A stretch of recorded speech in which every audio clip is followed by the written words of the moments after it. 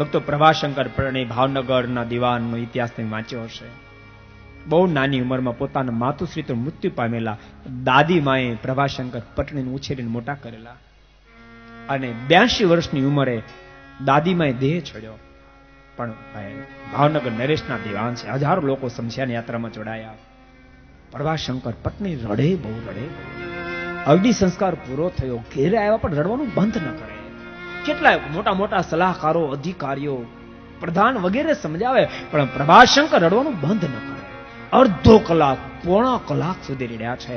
બહુ પ્રયાસને અંતે છાના જ્યારે રહ્યા છે, એ વખતે અધિકારીઓ બધાએ પ્રશ્ન કર્યો, પટણી સાહેબ, આપ આટલું બધું કેમ રડતા હતા? અને દાદીમાં તો ઉંમરલાયક હતા, આટલી ઉંમરે દેહ છોડ્યા પછી શા માટે તમે રડતા હતા?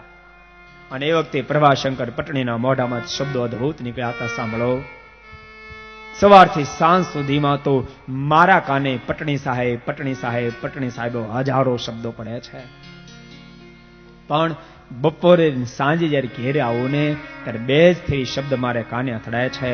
પ્રભવા, ચાલ તું ભોજન કરવા બેસી જા. હવે દાદીમાએ વિદાય લીધી, હવે મારા કાને પ્રભવા શબ્દ મને સાંભળવા નહીં મળે. હવે મને પ્રભુઓ કરીને કોણ બોલાવશે? એનું આજ મને રડવું આવે છે, આજ મને રડવું આવે છે.